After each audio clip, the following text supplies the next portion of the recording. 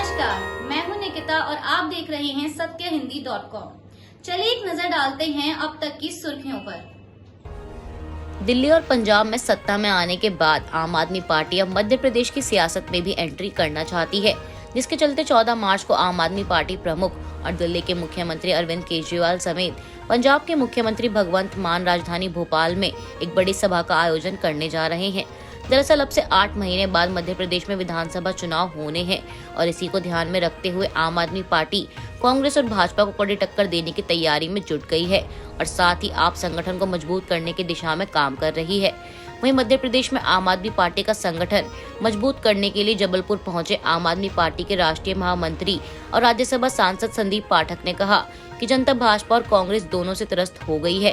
वह मध्य प्रदेश में एक ऐसी पार्टी चाहती है जो ईमानदारी से काम करे।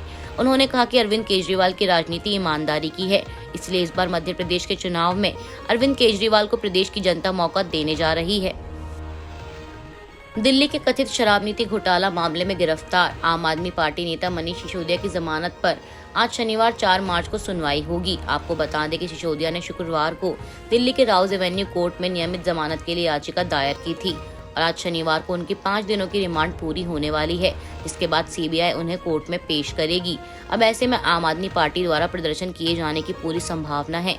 बताया जा रहा है कि आम आदमी पार्टी ने प्रदर्शन के लिए पूरी तैयारी कर रखी है और इस बात को ध्यान में रखते हुए सुरक्षा के कड़े इंतजाम किए गए हैं। गौरतलब है कि दिल्ली के शराब घोटाला मामले में सीबीआई ने बीते रविवार को मनीष सिसोदिया से 8 घंटे की पूछताछ के बाद उन्हें गिरफ्तार कर लिया था। वहीं गिरफ्तारी के खिलाफ मनीष सिसोदिया ने सुप्रीम कोर्ट का दरवाजा खटखटाया था, लेकिन सर्वोच्च अदालत ने हस्तक्षेप से इनकार करते हुए इसके लिए उन्हें निचली अदालत में अपील करने को कहा था। मध्य प्रदेश के छिंदवाड़ा जिले के चांद में एक जनसभा को संबोधित करते हुए केंद्रीय मंत्री गिरिराज सिंह ने बीते दिनों लाल गांव में महाशिवरात्रि के जुलूस को रोके जाने को लेकर कहा कि अगर महाशिवरात्रि का जुलूस लाल गांव से नहीं निकलेगा तो क्या पाकिस्तान के गांव से निकलेगा। उन्होंने कहा कि हमने तो कभी नहीं कहा कि तुम्हारा ताजिया जा रहा है, हमारे मंदिर में आरती हो रही है, लेकिन हमारे सब्र की परीक्षा मत लो। यदि हम यहाँ नहीं कर सकते तो कहाँ करेंगे, ये सवाल मैं आपसे पूछना चाहता हूँ। यदि हम चाह ले तो जिन्ना का कोई वंशज नहीं बचेगा, नारे लगाने वाले नहीं बचेंगे। केंद्रीय ग्रामीण एवं पंचायत राज मंत्री ने आगे कहा कि आप हमारे जुलूस में पत्थर बरसाते हो, गोलियां बरसाते हो, बहुत सह लिया। आपको बता दें कि चांद में तहसील के गांव लाल गांव में महाशिवरात्रि के पर्व के दिन शिवरात्रि के जुलूस को रोक दिया गया था, जिसके कारण काफी बवाल भी हुआ था। वहीं अब इस मामले को लेकर केंद्रीय मंत्री गिरिराज सिंह ने शुक्रवार को बड़ा बयान देते हुए कहा कि अब यह सब बर्दाश्त नहीं होगा। देश की राजधानी दिल्ली के प्रगति मैदान में हर साल आयोजित होने वाला विश्व पुस्तक मेला साल के सबसे बड़े साहित्यिक आयोजनों में से एक है और इस बार के बुक फेयर से एक ऐसी खबर सामने आई है जिसे इस बड़े स्तर के आयोजन के लिहाज से बिल्कुल उपयुक्त नहीं माना जा सकता। दरअसल गुरुवार को एक समूह ने बुक फेयर में नारेबाजी करते हुए पोस्टर फाड़े और एक ईसाई संगठन के स्टॉल से किताबें ले गए और इसके पीछे का जो कारण सामने आया है वो यह था कि इस स्टॉल पर बाइबल की मुफ्त प्रतियां बांटी जा रही थीं।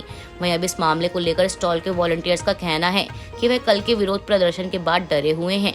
दरअसल यह स्टॉल एक ईसाई संगठन गिडियंस इंटरनेशनल का था और इस स्टॉल के बाहर लगे पोस्टर्स में कहा गया था कि लोग पवित्र बाइबल मुफ्त में हासिल कर सकते हैं। बहरहाल वॉलंटियर्स ने अब इन पोस्टरों को हटा दिया है।